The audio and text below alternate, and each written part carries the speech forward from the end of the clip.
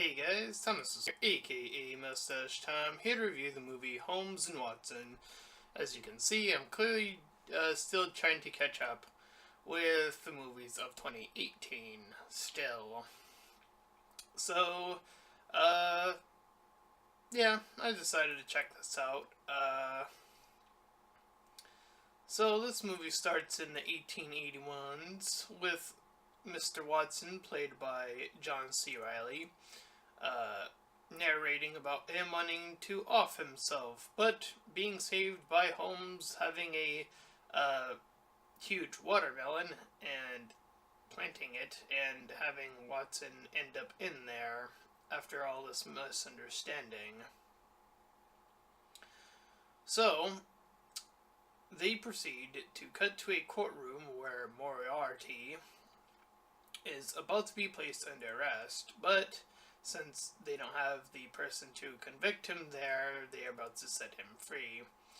And thus we cut back to the home where Mr. Holmes, played by Will Ferrell, is practicing what his pose will be on top of what hat he will put on. And they then spend several minutes trying to kill one bug, and they end up hitting each other, framing in some slapstick that goes on for a bit too long. And I will just say it now that I do think that most of the attempts at comedy are just dragging out jokes for far too long, and that is this movie's immediate downfall. I particularly am a stronger fan of either having better characters and having the comedy come from a natural place of the characters being put in a situation where it would be funny, or if you are going to do humor in this sense, just going for the obvious joke, probably going for much faster paced jokes, hitting them faster, hitting them harder, I think is preferable if you're going to go about doing it. So, Sherlock Holmes does arrive anyways on this court scene, and says that the man there is a fake, and that Moriarty is still out there. So, when they arrive home, they call out to their little hostess person that I guess cleans up for them, who is repetitively throughout the movie sleeping with various men, and one of them, the first being Mark Twain, and then other famous people along the way. So they get a mission from the Queen of England to save her from this surprise, or not so surprising, killing of her. So,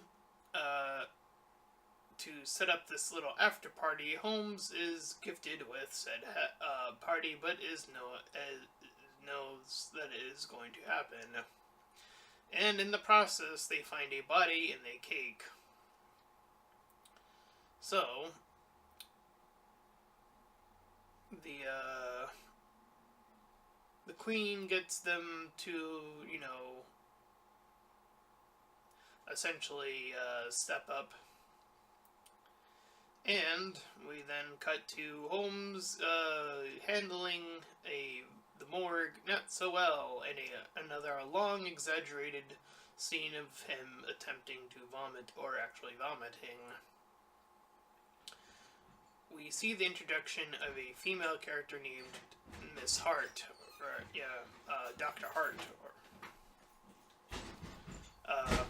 who works on the body and becomes Watson's clear love interest pretty early on, as they get to work on the body in a co-op situation, while Holmes meets this other lady who is not so bright in the head, at least that's what the first introduction of this character appears to be. So, meanwhile, when they return home, Holmes practices doing a poison on Watson to find out who was it that did this cake man in, and he finds out that this was done by a one-armed tattoo artist. So they try to fit in, getting drunk, going in, doing it over, and talking in with all the people and following the tattoos eventually. And then they are offered to fight, and they get a cameo appearance by WWE's Braun Strowman. Or Strowman. I think it's Strowman. Braun Strowman, who enters in as essentially himself. But they want it to be a pay-per-view, thus people have to pay money to see Holmes and Watson pretty much get beat up. And Watson comes in with a chair to assist after getting thrown out. And Holmes starts to use that slow down visualization to make some more attempts at comedy, making fun of the whole, that originally came from, I think it was the version with Hugh Jackman, his version of Sherlock Holmes, and deducting in that slow motion effect that they used in that movie. They try to mock it here. Other movies have kind of caught on to that as well, so I think that movie has actually kind of popularized that sort of that sort of analyzing through like the slow-mo effect. I think that came from Hugh Jackman's version of Sherlock Holmes. I think. I'm pretty sure. Anyways, nonetheless,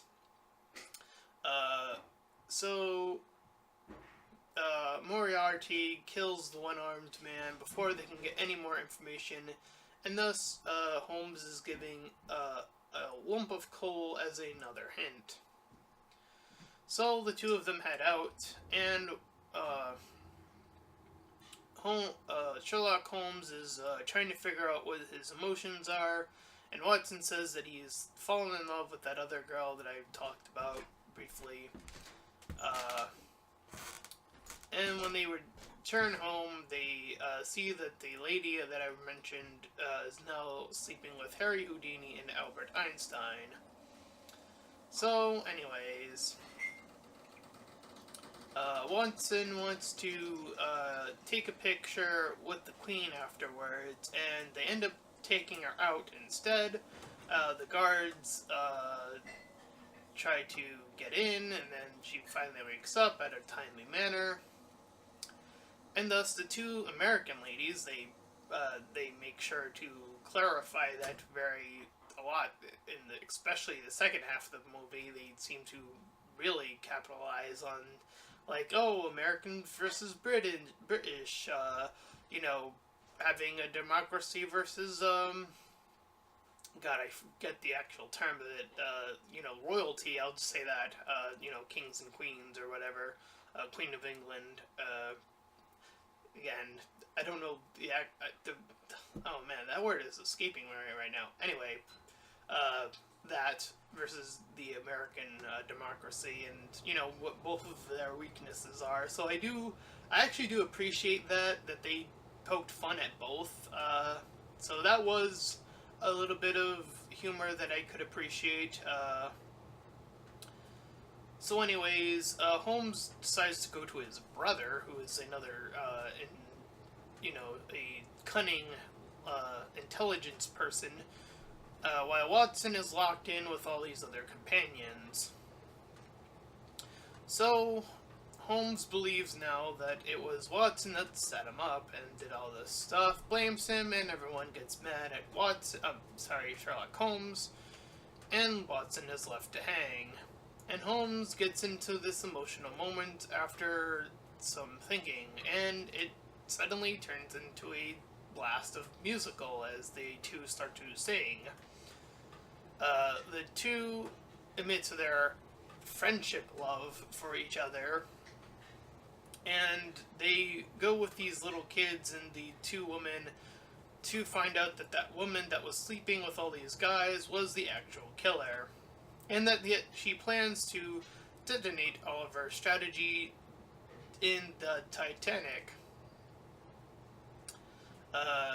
So Watson wakes up Holmes, and as he's trying to come up with a strategy to defuse this bomb as they move into the Titanic, the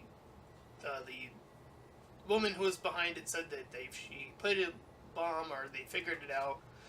Watson charges in, throws the bomb on the boat that she got away with. She ends up being the one who blows up.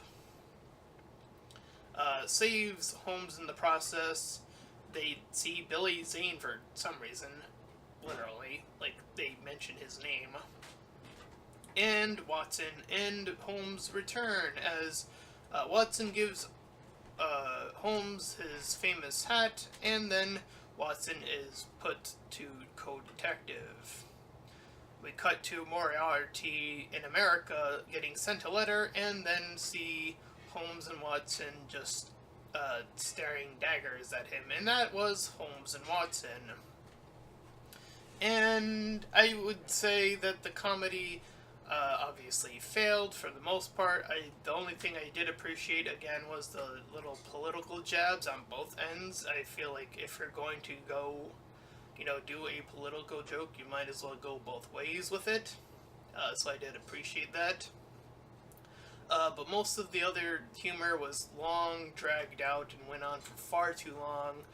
The characterization and the mystery aspect I feel was a little bit stronger here, and I think that if they had focused on those two elements and made those two elements stronger, I think that would have helped up build the comedy in this aspect. But as is, it's pretty weak. By comparison, I honestly prefer the more, where this sort of kind of came from, at least, the parody part of it came from Sherlock Holmes and Hugh Jackman. Obviously, they would try to mock that a bit more here. I'm not sure if there were other elements. I think they did that joke twice, like the whole analyzing situation twice in the movie. I think that honestly, I think they should have tried to utilize that more, because that was a bulk of that movie, was Sherlock Holmes analyzing things and playing some sort of straight man in the scenario versus someone who does the goofiness, and try different elements that make for unique styles of comedy that hit up against each other. I find that comedy is stronger when you're not trying to be funny. If you just allow the moment to just happen rather than trying to go for the obvious vomit, the low-hanging, oh, they're gonna vomit, and they're vomiting, and it's going on for a bit now, or, oh, it's a masturbation joke, and they're going on for, several minutes, and, situations like that I don't think are as strong, rather than having the character itself be someone, is in a situation, perhaps they are a perverted character in a situation where it would be very awkward for them, being that type of character, to be in the situation, and then maybe throwing in a very quick, here's the masturbation joke, if they are going to go for that joke, and doing it like this, instead of, dragging it out and taking several minutes to get to the actual punchline, I think there's a reason it's called a punch line. Punch as in, that's something you would want to do relatively quickly in a fight. So, I think they really dragged out the comedy. So I'm going to give it a 4 out of 10. I feel like the mystery does help balance out the lack of comedy here. So yeah, that was my review of Holmes and Watson. These two, I I don't know. I don't think it matters if you put a strong, dynamic comedy duo together. I think it matters more about building up the actual story and characters rather than, oh, it's these actors you know to be funny. And I think that's what they were trying to rely on here, honestly. It's the way it seemed promoted, at least from what I can recall. So I do think, like, again, the mystery aspect was a little bit stronger, but there still wasn't enough to hold enough, like, actual interest in that element, so even that kind of fell flat, too. And that was my review of Holmes and Watson. If you enjoyed it, then please feel free to like, comment, and subscribe. Also, make sure to check out that link in the description or head over to my Patreon page. Any donations are greatly appreciated. Until next time, everyone, bye-bye.